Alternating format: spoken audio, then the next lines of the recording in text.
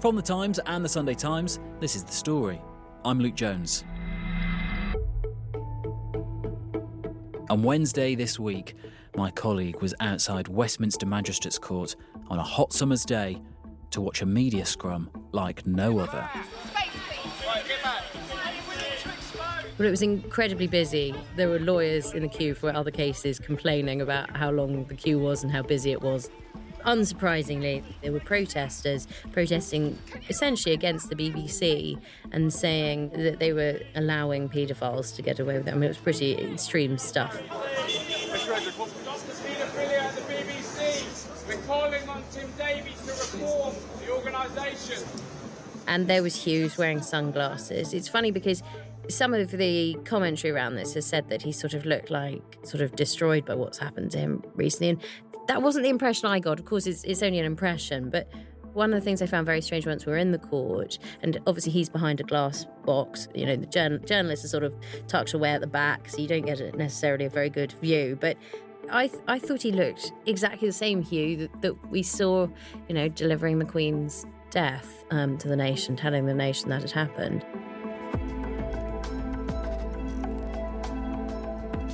The even more odd thing was hearing his voice, the same voice that you know so well, delivering the news, delivering all these sort of state occasions, and then there he was pleading guilty, and that was quite sort of shocking to hear, really, because it's that same famous, actually very beautiful voice, Welsh accent, you know, all those lovely things about it, and then talking about the darkest thing that anyone could admit to. I actually found it quite hard to listen to the allegations, to be honest.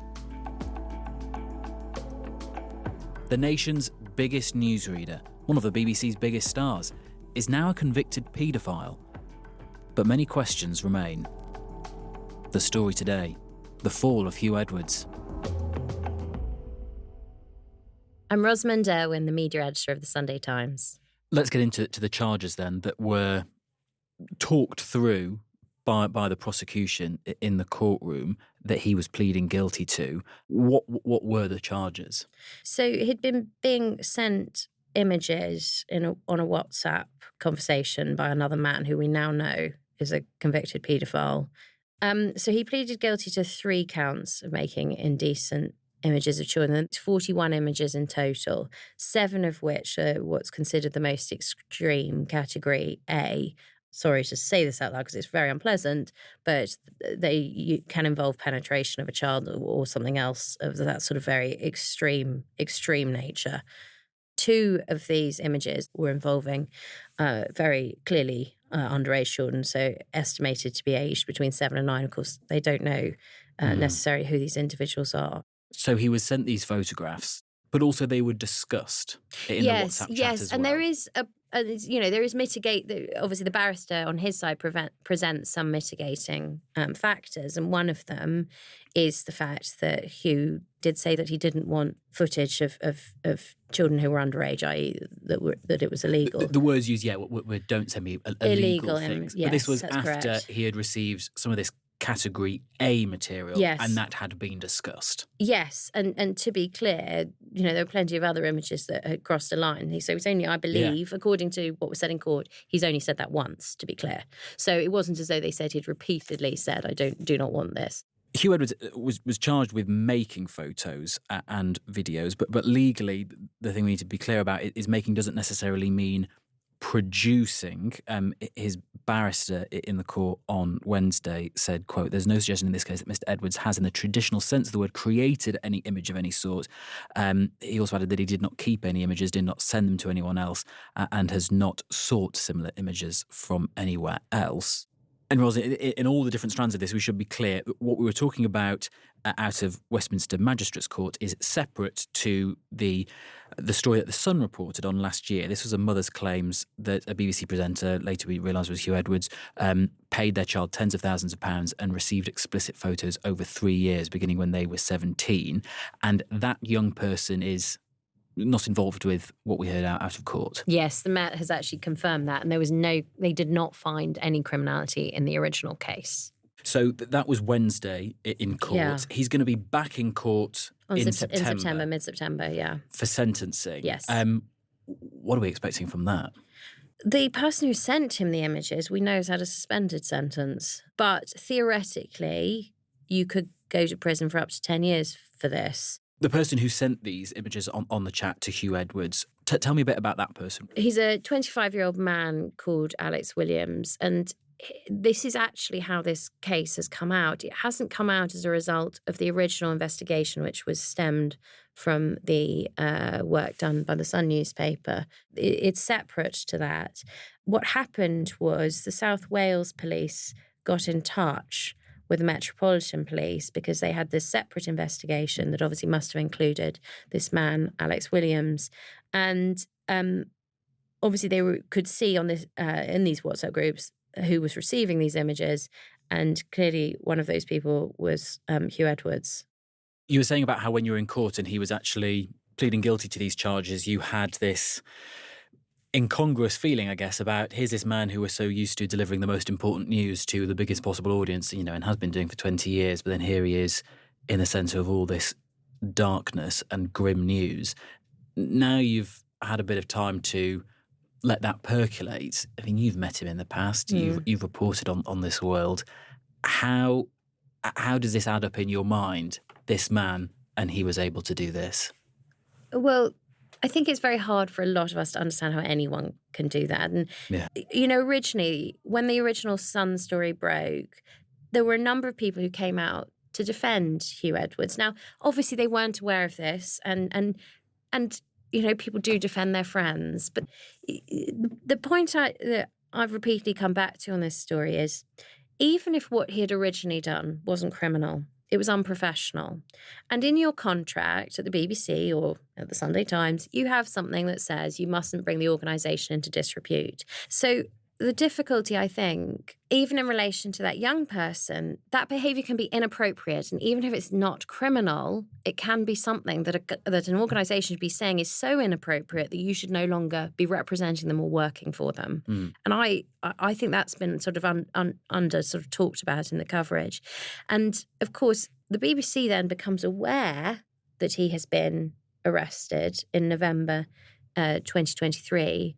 And at that point, it isn't just that they know he's been arrested for a serious offence. They also have everything else that they know about him. Which includes what? Because we should go through that. Because ever since that first Sun story broke, things that had existed as gossip in the past actually did start to surface as actual allegations from people outside and within the BBC saying what he did wasn't necessarily criminal or even, harassment, but just made them feel uncomfortable and they didn't like. Yeah, and we've all got to think, when we're contacting fellow members of staff, we have to think about whether there's a power dynamic in there. Now, I'm not an immensely powerful person, but he is at the BBC, or I should say he was at the BBC, a very powerful person. And if you had him, as we know happened, messaging you, of course, you're not going to feel free to react to that in a way that you might if it was, say, somebody, that you met in a club saying something you didn't like. And so that messaging in itself, while yes, it may not even be enough to get you sacked, it should be enough to get you a warning. You're making other members of staff feel uncomfortable. But also, there was a complaint made about Huw Edwards from a woman, a member of the public, nothing to do with the BBC, about 2 years before the allegations that saw him taken off air. Now, that complaint got retracted after Mr. Edwards had contacted her. And then, again, she made a second complaint in 2022. So she'd made 2 complaints. And with that, she'd passed a body of evidence to the BBC. And they had on both occasions warned him 2 things, to think about his social media use, which are very strict guidelines at the BBC. And on top of that, they'd said to him to cease contact with this one, which obviously he restarted. So we know he had been warned by the BBC, by his managers. Which brings us back then to, I guess, what the questions outstanding are for the BBC, because as you mentioned there, we now know that they knew that he'd been arrested in November. So there's a question over what they did with Huw Edwards after that point, but also what they had done or didn't do with Huw Edwards in the years previously, when, as discussed, some people said, he's just sent me this message that I don't really find is, suggestive and a bit has made me feel uncomfortable. So on both of those things, what do you think the BBC needs to do or reveal. Well, there's a big question of, as someone put it to me, and there's always a gallows humour about really dark stories. I should say this. They said it's Huw knew what when. And there is a question of that, isn't there? Because lots of people within the BBC are saying there was an awareness of him making people feel uncomfortable, and that there had been that awareness for a long time. So if we know from that case that you just mentioned that senior managers at one point had, spoken to him about contact that he'd had with people, we now know post that the stories that were in the Sun that there were people within the BBC who said that he'd sent the messages which made them feel uncomfortable. We know that they then did some kind of internal investigation into that. Who knows where that has gone? Well, so question one for the BBC is, where is that? What did you find out? Well, they're not going to publish it because he left the BBC. That was the original sort of answer on that, is that report is going to go unpublished because he's no longer a BBC staff member. Well, they let him leave on his own terms.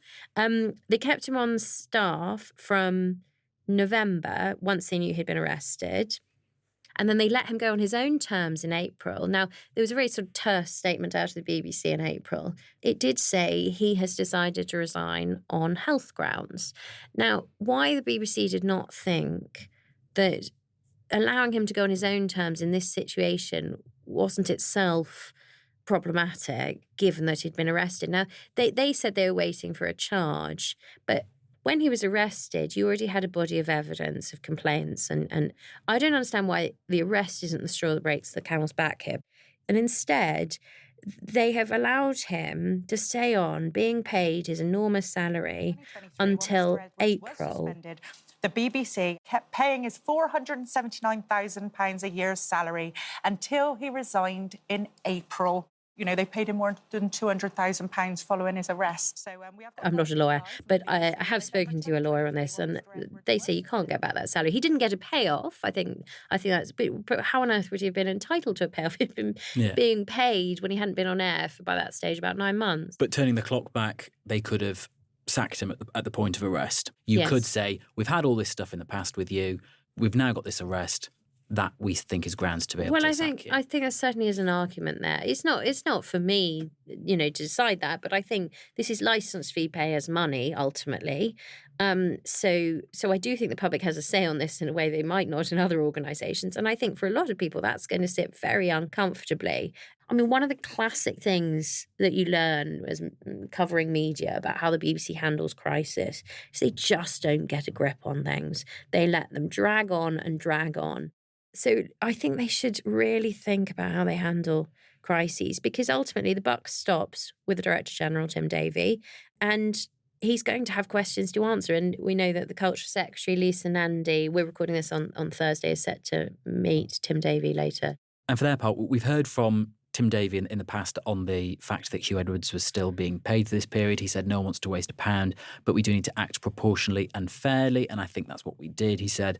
And of course, the BBC put out a sort of lengthy statement on Wednesday where they said they were shocked to hear the details that emerged in court. There can be no place for such abhorrent behaviour. In November 2023, whilst Mr Edwards was suspended, the BBC, as his employer at the time, was made aware in confidence that he had been arrested on suspicion of serious offences, they say, and that he was released on bail. At the time, they said no charges had been brought against Mr Edwards, and the BBC had also been made aware of significant risks to his health.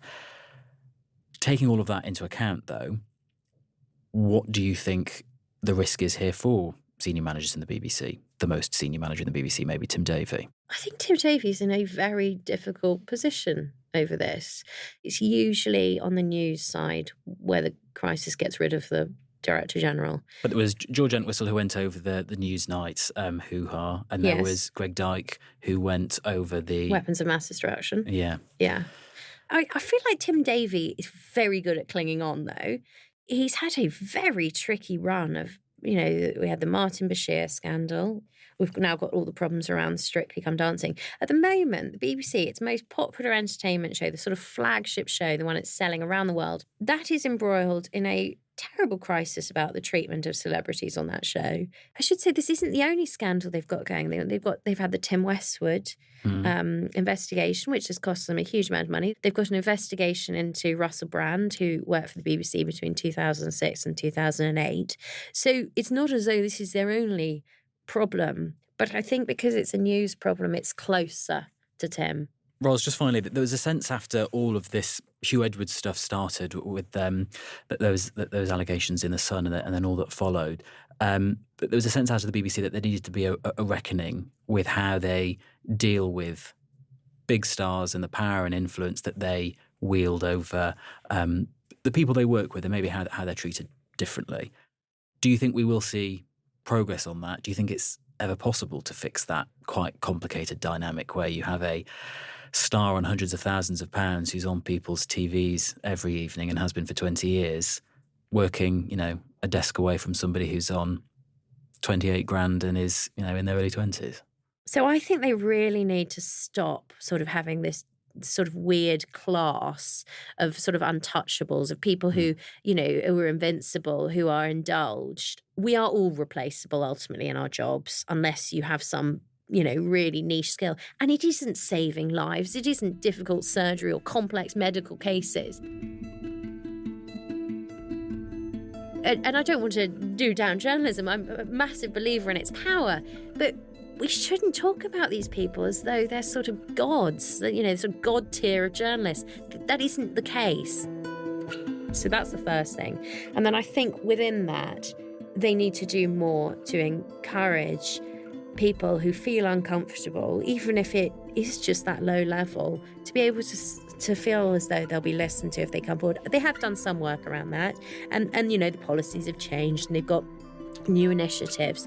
But I think they need to sort of pop the bubble of people's egos a bit.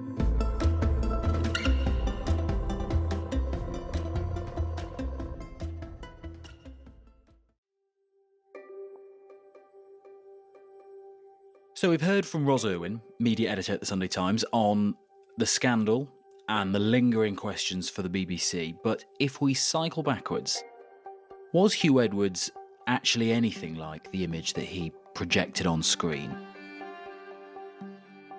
Well, on a warm July day, almost exactly a year ago, at a swish hotel in central London, another colleague of mine, feature writer at the Times, Andrew Billen, went to go and see Edwards, who at that point was riding high. His career was peaking. We'd gone for lunch in a fashionable restaurant, the Wolsey in Piccadilly in London, and we drank a little bit. He was just back from Edinburgh, where he'd been presenting a special News at 10 on a royal occasion, where the King was given the keys and the crown jewels of Scotland, and he was in good spirits. This was the second long lunch and fourth or fifth occasion that I'd met Huw. We gossiped, really. He mainly gossiped to me about the BBC, what was right, what was wrong, and specifically his career at the BBC and how long he was going to stay there. And what did he say about what his future might be there? I mean, what were his hopes for what the year ahead would be like?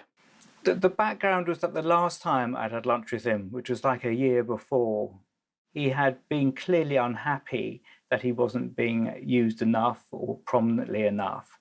And he was wondering if his time as anchor of the BBC News at 10 after 20 years might be coming to an end. On this occasion, he was more self-confident. It's funny to talk about self-confidence in a man who had such authority on television, but he was niggled by worries, paranoid almost.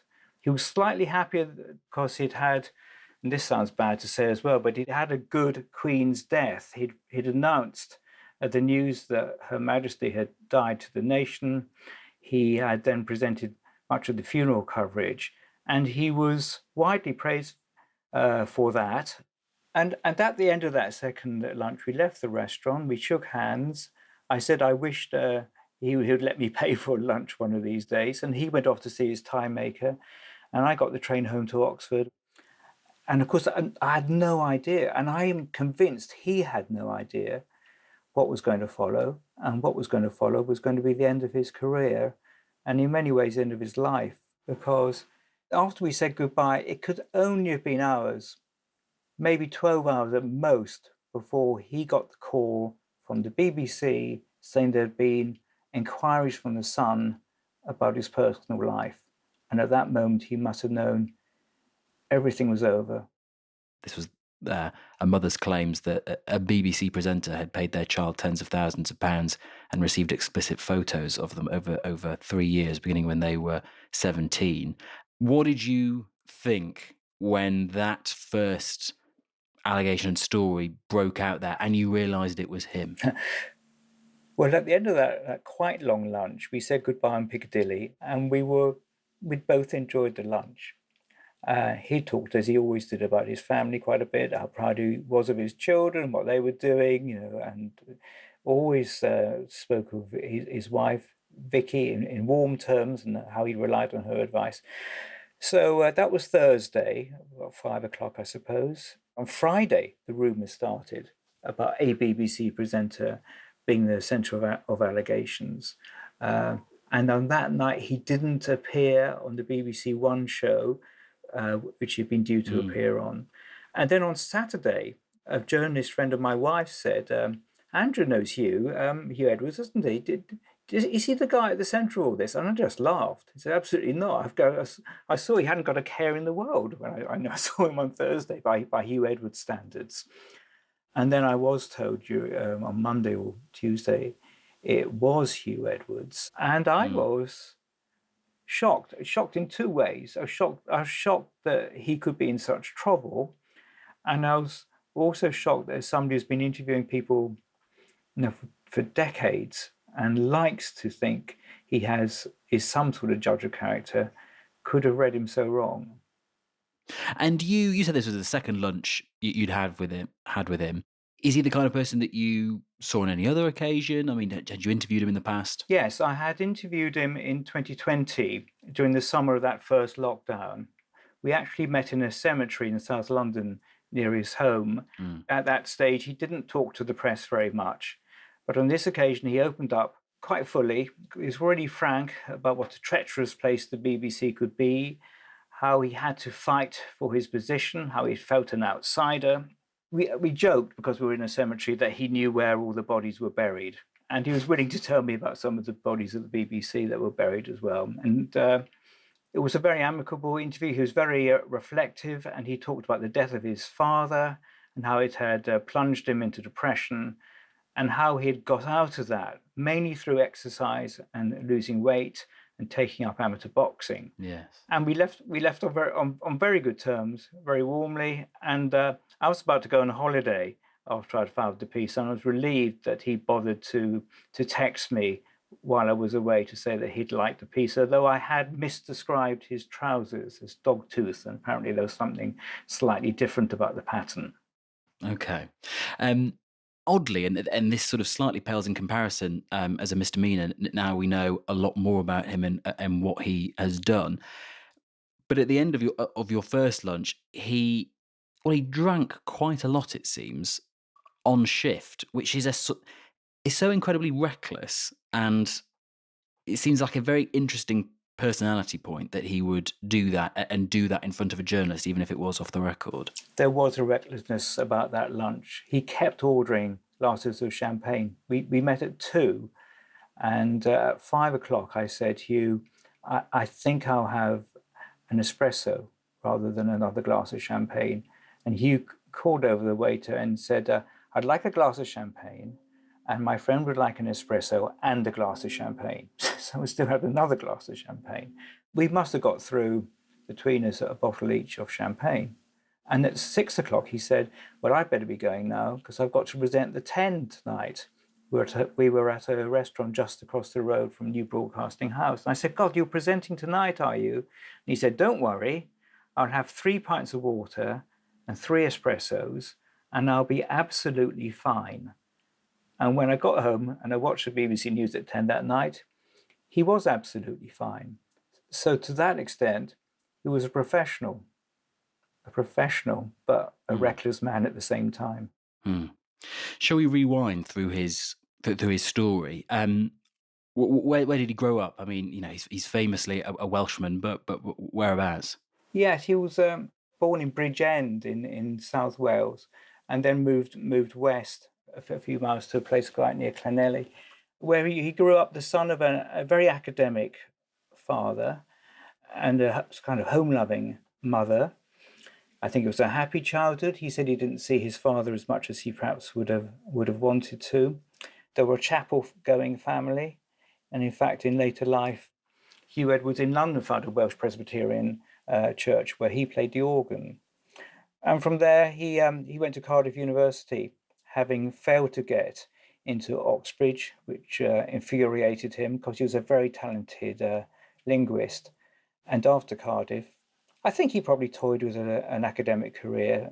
After all that, he decided to go into broadcasting and soon found himself at the BBC in Wales, where he was actually covering the miners' strike of 1984, which he said it was quite hard for him to maintain his independence on that because he came from a family of miners. But he did all that. He was highly rated. He was told by some head of BBC News in Wales that he would never make national broadcasting, which of course only made him more certain that he wanted to do that. His main job in the end was presenting the 10 o'clock news, and he started doing that in 2003, so just over 20 years ago now. And it can't really be overstated how, because of the longevity and the profile and the position and the stories he covered, he was sort of more than a celebrity, more than your everyday newsreader in terms of where he sits sat in the public consciousness. Yes, there's a strong argument that Britain doesn't really have anchormen in the way that America has, i.e. a news presenter who's with the nation every night and then does the elections and the funerals and the breaking stories. But Huw really was that man. If it was a really big story, you knew it was a really big story because Huw Edwards would be presenting it. America is pounded in the world's biggest terrorist attack. The voters decide that after 4 decades, it's time for Britain to leave the European Union. Swordbearer today is the first time that a woman has fulfilled this role in the coronation service. So he would do royal weddings. He would do the funeral of the Duke of Edinburgh. He announced to the nation that the Queen had died. This is BBC News from London. Buckingham Palace has announced the death of Her Majesty Queen Elizabeth II. In a statement, the palace said the Queen died peacefully at Balmoral this afternoon. He took us all the way through COVID. The ratings for the BBC News at 10 were as big as they'd ever been because we're all trapped at home. And we all, I certainly, and my wife, we watched him every night. It was grim viewing. But one thing we did think is that if you told it to us, it was probably right. All 4 nations of the United Kingdom are trying to agree on a common approach to the Christmas period and the restrictions that might be needed during that time. But one of the absurdities of the way television works is that when Laura Koenigsberg did a series on recent politics, they needed a clip of the BBC's coverage of the 2019 election. And they didn't use any clip of Huw Edwards, but kind of mocked it up to look as if Laura Koenigsberg were presenting the programme rather than him. He'd been airbrushed out of history. So the BBC archive department has a huge problem now because on the big moments of recent history, Huw Edwards was the man telling the nation what that history was. And now it seems they can't use his face. We can't hear his voice. He's become an unperson. And how do you feel now then, I guess, knowing the fact that he is now a convicted paedophile? I'm absolutely horrified. I wrote to him months and months after he was suspended from the BBC. We had a chat about maybe going for a walk together one weekend in Wales and possibly write a piece about it. So I just said, Huw, I'm sorry if this is inappropriate, I apologise, but if you'd still like to go for that walk, completely off the record, I'd be on for it, because I thought he would be feeling very isolated. But this is such a heinous development. It's one of the greatest moral crimes you can commit in our society right now. And I think our society has probably got it right about taking it very, very seriously. So I won't be writing to him again, I'm afraid.